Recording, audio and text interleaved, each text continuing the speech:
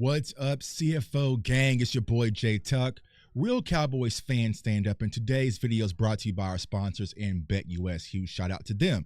So I know that we're gearing up for the Steelers this Sunday, but there's been a hot topic button on social media that I personally feel like we need to address, and that is the Dallas Cowboys running game. And when I look online, I see a lot of different conversations, right? We know that we missed out on Derrick Henry. We know we didn't draft Braylon Allen or draft a young running back in the draft, right?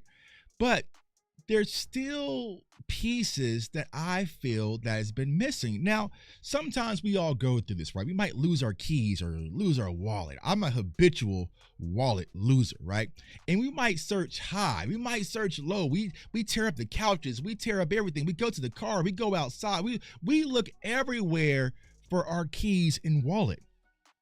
And sometimes, bruh, it was right there in my pocket the entire time.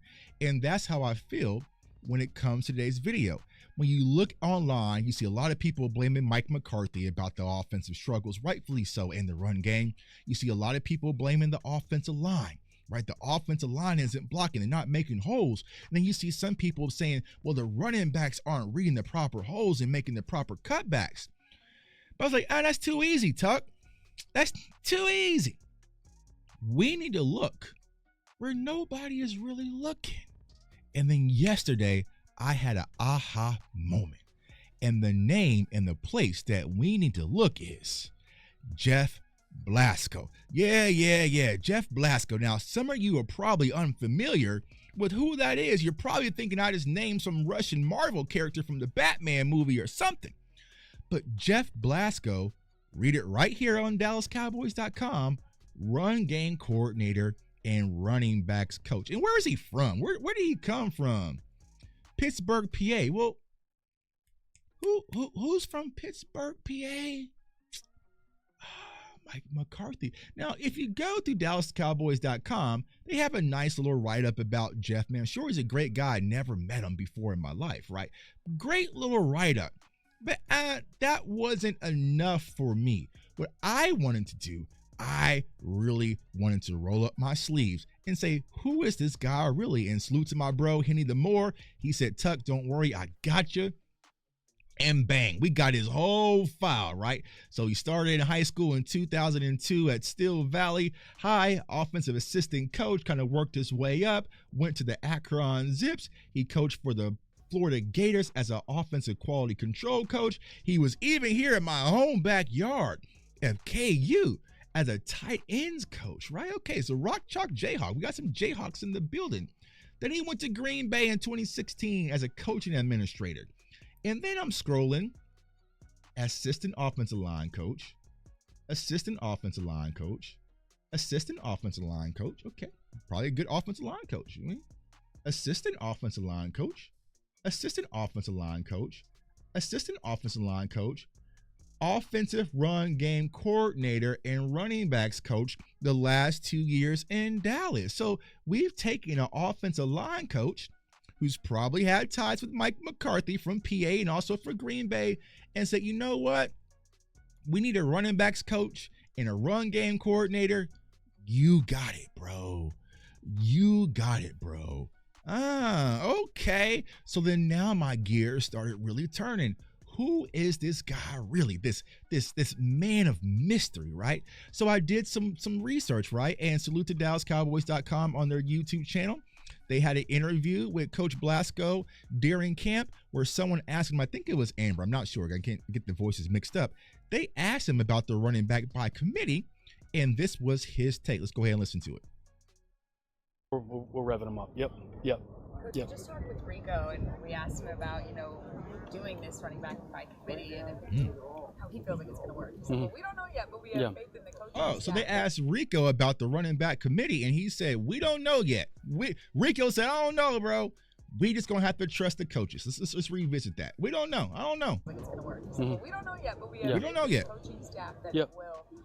How do you manage kind of the expectations player by player when you're doing a running back? So talking about running back by committee. I see it being a little different, by week, based off the opponent, based off a little bit different by week based off the opponent. So that is why we're seeing Zeke start one game. Then we're seeing Rico. Then we're seeing Deuce. Oh, there's a Hunter Lukey game. And then there's some CeeDee Lamb games. Well, he's explaining why. For what we're doing from a personnel standpoint, based off of how they're feeling, based off the special team contributions. I think special teams contributions, right, for Deuce, right, depends on how much Deuce has to contribute to special teams. Okay. There's a number of factors that are going to go into it. But the way we've been practicing, we're kind of putting the guys in situations where they're not so much in the team period, but in these walkthrough settings, putting them in for 4 or 5 consecutive plays, and then the next guy goes in and kind of takes over. So I think the running back by committee, I feel like everybody across the league kind of operates that way. We're making probably a little bit too big of a deal of it. But we'll see how it plays out as the So running back by committee, that is how the league typically operates. And, we're just making a big deal about it, right? We're making a big deal about this running back by committee thing. Well, good thing we have this thing called the internet. Let's just double check and see, are other teams doing running back by committee? All right, so you go to ESPN.com, right? So let's look at the 49ers attempts. Jordan Mason. Okay, so where's the committee? Where's the next running back?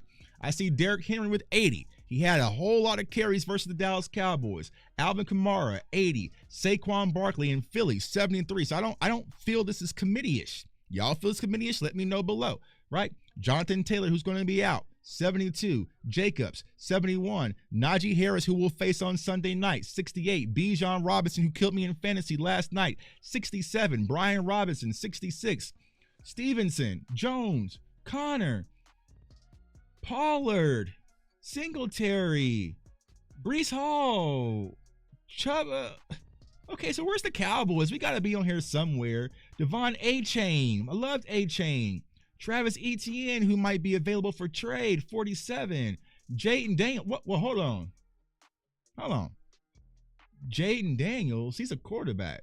Jaden Daniels is a quarterback. 46 carries. All right. Bucky Herb. Wait, Jalen Hurts.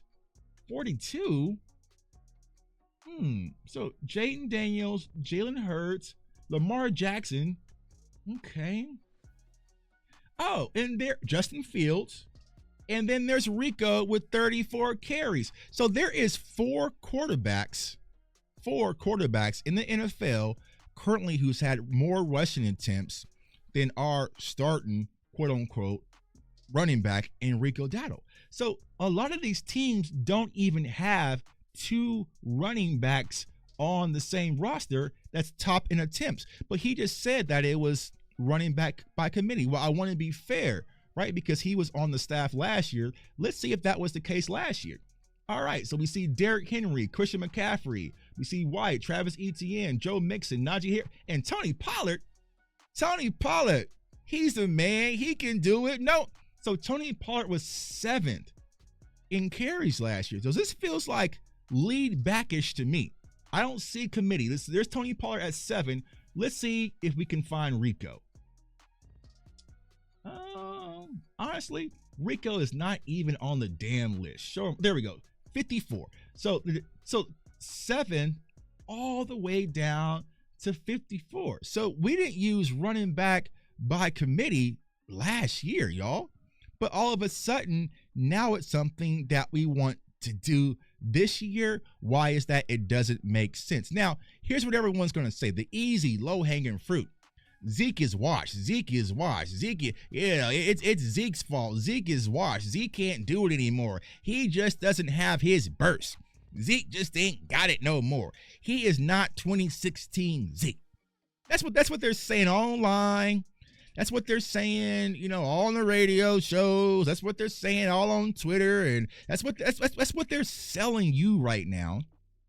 That Zeke is washed, and he no longer deserves to be a running back at the NFL level. That's what they're selling you, and some of y'all are buying it. Some of y'all are watching this video right now, and you're buying the bullshit. You're buying the bullshit. But hold on. Tuck got something for y'all. Right?